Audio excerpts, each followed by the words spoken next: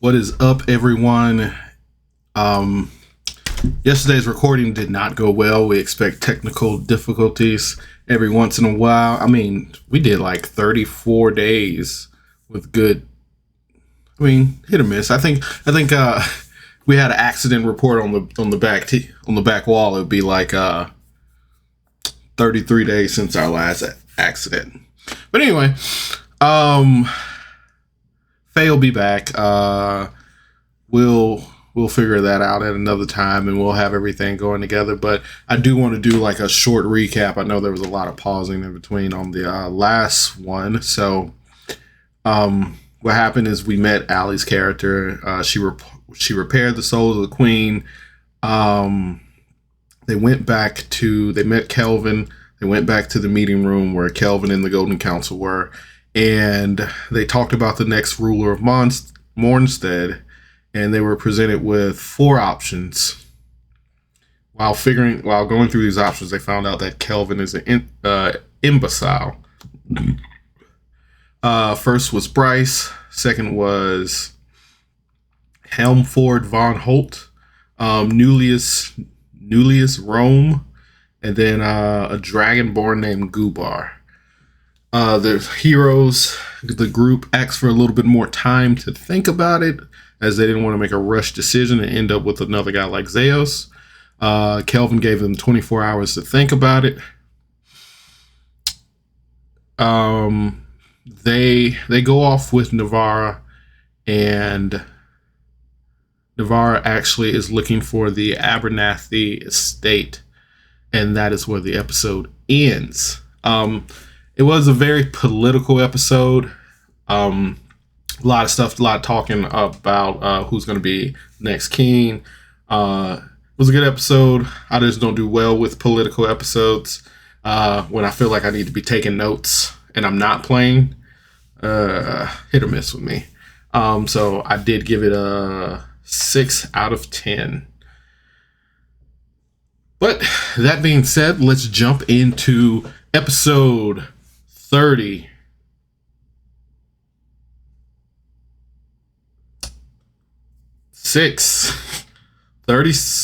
Nope. 36.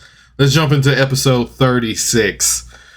The episode picks up right where Ambrose, Navarra asks the group, does anyone know where the Abernathy's estate is? And Ambrose is like, oh, I can take you there. Let's go there together. The rest of the group, everybody splits up. And I want to, the episodes usually have names and themes. I want to start including the names in the episode. So I think this is, and then I think all the episode names go off the theme of the episode. So I want to try to figure that out. But this episode is episode 36, 2 by 2. And I think it's 2 by 2 because the group splits up into like 2 people. So they go off 2 by 2. But Ambrose and Navarra end up going to the Abernathy estate. Miraz and Ferric end up going back to the Black Rose to get some drinks. Adalia and Pickles go to the leather merchant. Then they all will meet back at either the Black Rose or the Busan estate. I think they settled on the Black Rose. All right. Adalia warns Pickles that... So first we go over to Adalia and Pickles, and Adalia warns Pickles that this leather merchant might have eyes for the Busan estate. Pickles asks him like, hey, you trying to buy that? You trying to buy my friend's Ambrose's house? And we go down that road again, people.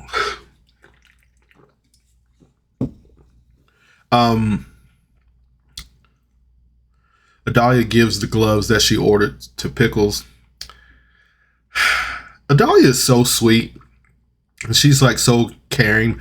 If I had a label for her, she would be the mom of the group. She makes sure everybody's good. She takes care of everybody. She tries to be super thoughtful. She is definitely the mom of the group. And then an age-old Achilles heels is hit. Pickles hits the DM with, "What's his name?" That is every DM's weakness mid-game. "What's that guy's name?" Then you just hit. But the gloves work, and she can touch people again. Adalia says real kind words to Pickles, and they have a really touching moment. Pickles tells Adalia she doesn't know who she is. She has lost her memory to a certain point. Like, she remembers some things, but like the most part of like who she is and what she's about, she doesn't remember anything.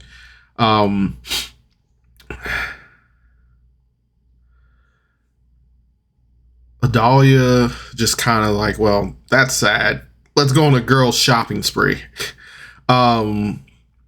They decide to go to like old, like just not good stores, and they want to go dumpster diving in those stores. Kind of like just, dumpster diving. We find out that Big Lots is a dumpster diving store. So if you ever find a Big Lots, they probably got good dumpster diving material back there. On their way there, they feed starving people.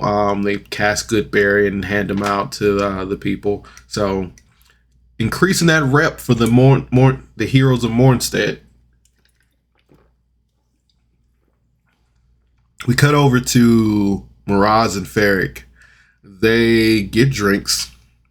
Monet asks if they can join Ferric and Miraz. Miraz awkwardly says no. Good wingman right there.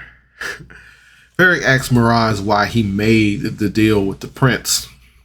And Miraz, we find out that Miraz, of course, liked Evangeline. I don't think he was subtle about that at all. He didn't want to be a nobody in life, somebody who couldn't use magic, somebody who had to rely on others. So he just wanted to be strong. And then he thought if he knew magic, he would be able to save her, like bring her soul back, or even stop this from happening. But he quickly found out that the prince is bad news, and when he told him to take care of Ambrose or Ferric, I think that was leaning more towards Ambrose, because I think when he was with when Evangeline was around, the prince told Evangeline to get rid of Ambrose. So I still feel like there was something there, because the guy was like Ambrose was claimed by another. No, Vespa was like Ambrose was claimed by another. But that was when Evangeline was around. So I'm not sure about that. But anyway, Miraz ends up calling Ferric one of his closest friends, despite all the fights they had and despite all the rapiers. I think he uses a rapier, short swords that he's pulled on Ferric. Ferric tells him he casts mass message and sends Miraz the prince's real name, Halazar. And Ferric asks him for help finding out any information on Halazar. The most important thing to take away from this little scene is that Ferric asks Miraz, "Hey, when it comes down to it, can we trust you to make the right decision?" The right decision, Miraz. He goes a roundabout way of saying no, but I trust you, Ferric, and I will let you make the right choice for me.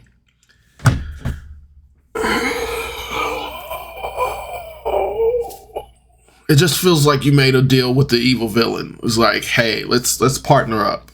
It's like, I'm probably going to betray you, but I mean, Miraz is good people. Like, I think he's one of those, he's more or less like me. He's an impulsive thinker. He doesn't think. And he goes based on his first reaction, his first feeling reaction. So that's what I'm kind of getting from him. Is like, and I think he knows that he's very impulsive. So he's just like, yeah, in the moment, don't trust me to make the right decision, because I'm just going to do the first thing that comes to my head.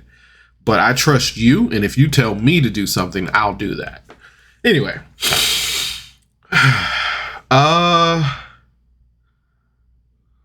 All right. We head over to Ambrose and Navarre as they walk to the Jewel Quarter together. God, oof. They walk to the Jewel Quarter together, and Ambrose is kind of conversating. He's just like, this is almost the most I've seen Ambrose talk in this campaign in like one long setting. Like, besides him yelling at people, this is the chillest, the most I've seen him talk. So I'm already like, man, does he got a thing for Navarre, or is he just trying to use her to get what he wants? But Ambrose gets to know Navarre as they walk. Then Ambrose is suddenly like, hey, do you want to swing by my house real quick? And he brings her with him to his house. He immediately pulls out his sword and she inspects it. There's nothing special about Ambrose's sword, but Navarre still compliments it. Ambrose tells her a bit about his sword and just a little bit of history about his sword. Ambrose tells her to be prepared, and he puts his sword away. Ambrose warns Navarre of Cornelius, and Navarre tells him that Evangeline came to her in a dream.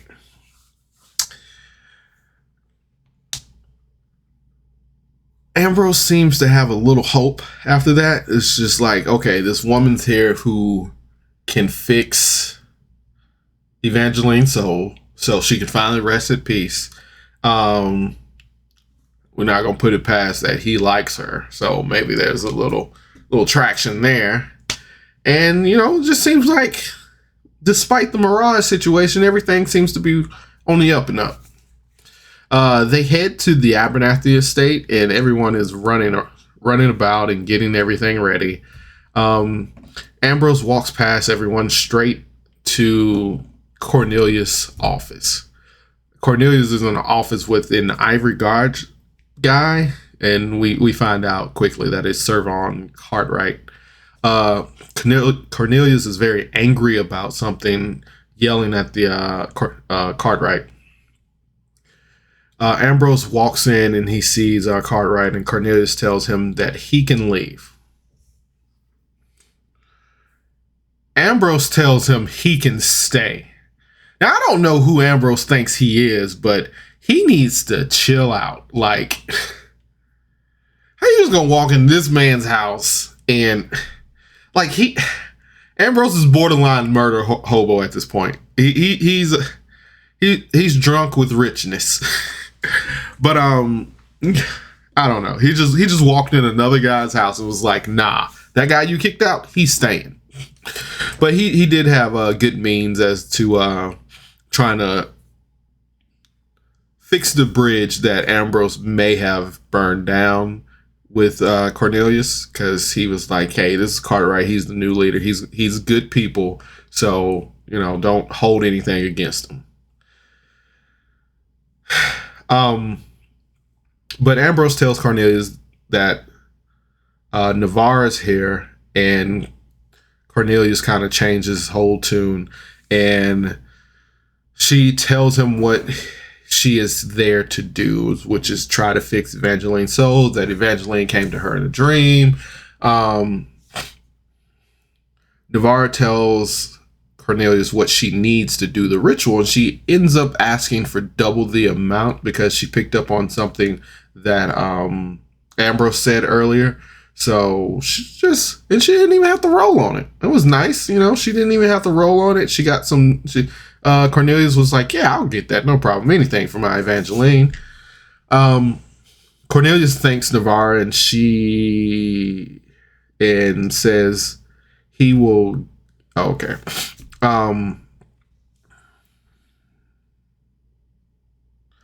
They leave the Ambrose. Man, I am all kinds of out of order today. They leave, and Ambrose shows Navarre the dark entity door and tells her what happened there. Navarre doesn't really sense anything coming from the door.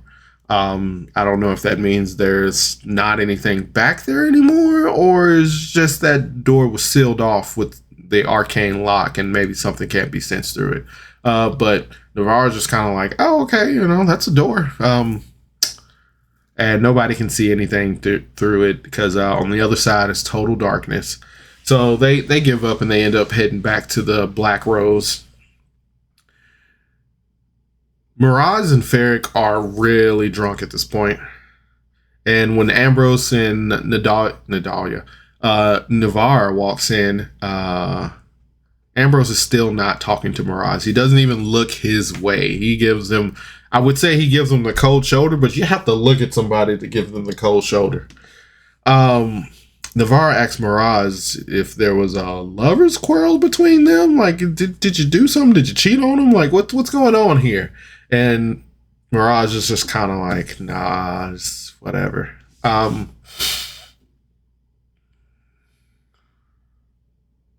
The gang gets to know Navarre as they ask her questions and try to figure out what she's about. She's from the floating city. Why is she here? What does she hear about everything? Austin is really good at playing a drunk. I don't know if that means he has a lot of practice or, you know, but he's really good at playing a drunk. I love his drunk Ferric.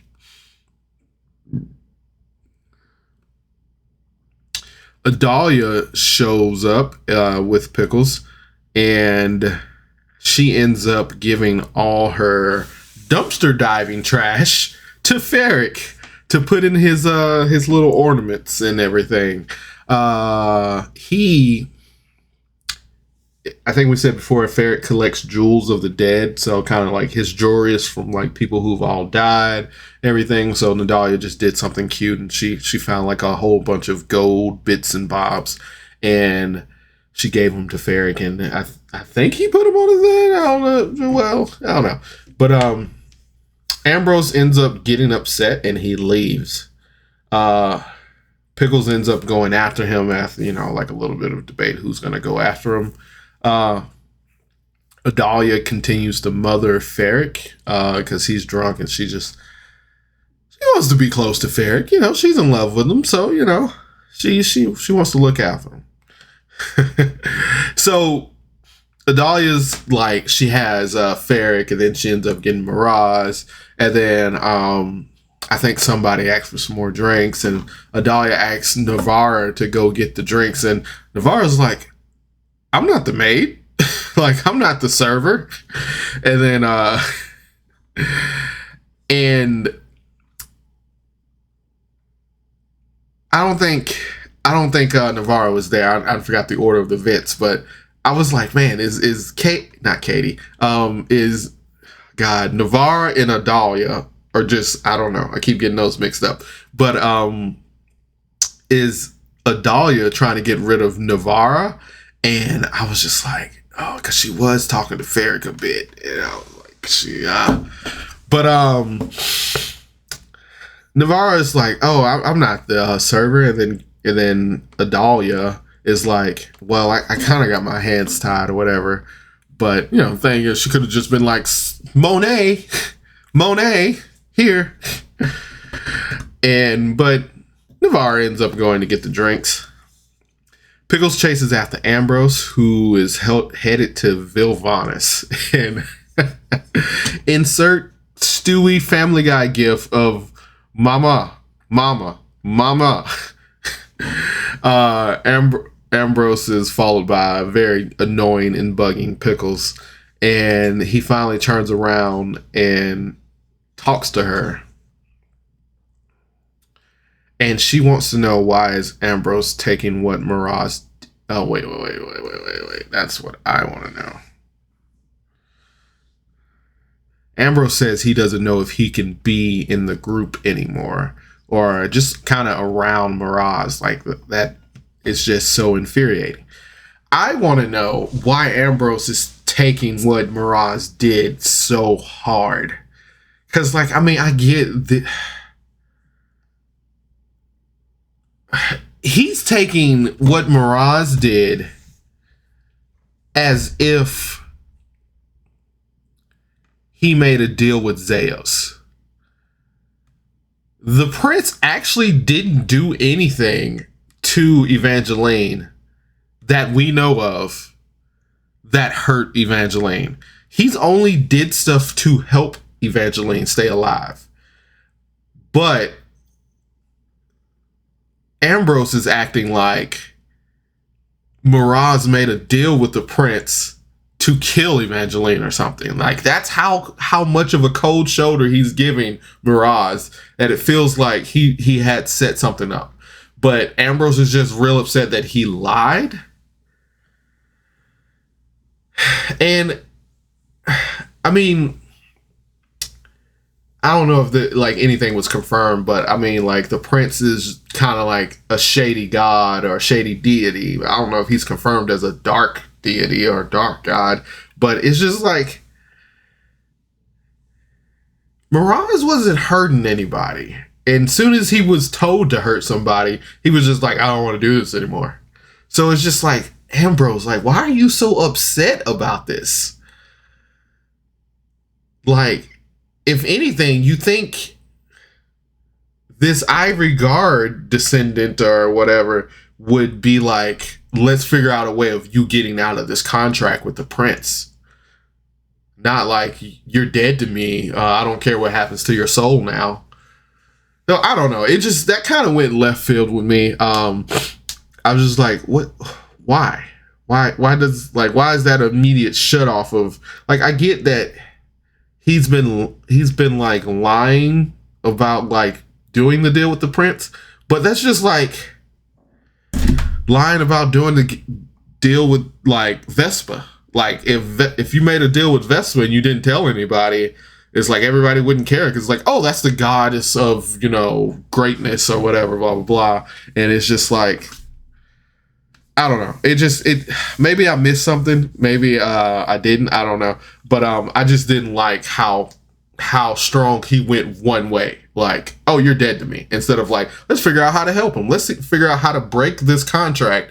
Or like, I understand why you did this. And again, the prince never did anything to hurt Evangeline that we know of.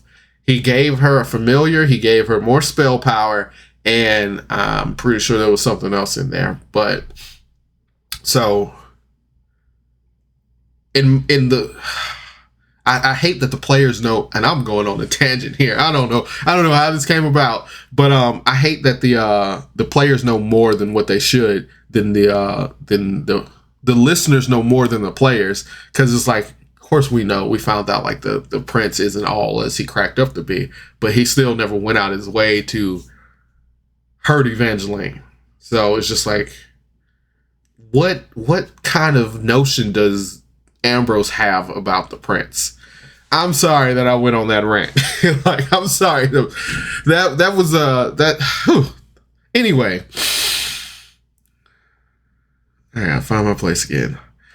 Pickles has a really good mom moment speech, and she said something to Ambrose, and it was just like, man, I think Andy's a mom, and I think that mom came out and Pickles was there for a second, because she was just like, you know, I understand. I don't remember exactly what she said. It was just a really good speech that she told Ambrose, which is really uncommon for Pickles. Ambrose is just all around tired of everything. He's just like, I'm tired of people dying. I'm tired of fighting. I'm tired of just bad news.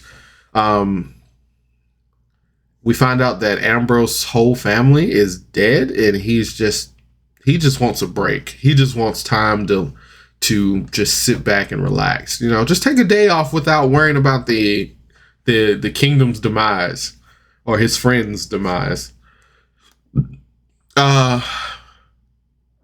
Pickles ends up heading back, and she's going to say that she couldn't find Ambrose, and Ambrose heads to Vilvanis's shop.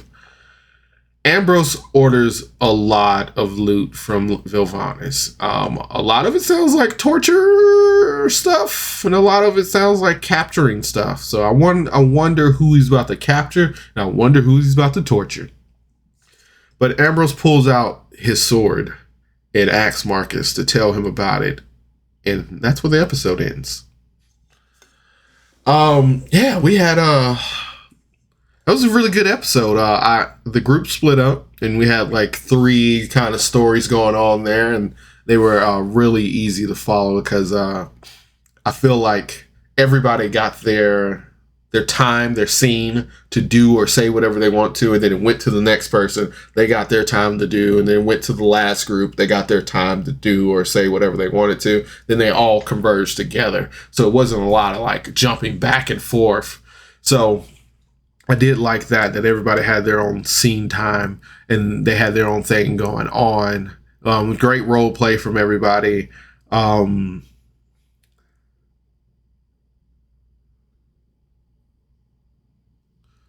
I want to say solid music, but I don't remember the music, and I didn't put it in my notes. Cody did a good job there. I will definitely give this episode an 8 out of 10.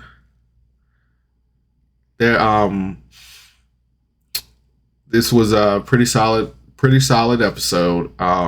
We're still like in the middle of figuring out, because timeline wise, I guess they got out of Kelvin's office and then immediately went to go do this stuff. So it's still within the 24-hour mark. So it's a solid episode. I like it. Wasn't nothing spectacular like some previous episodes, but it is moving along. Everybody's falling in motion. Everybody's getting used to each other. New DM, new PC.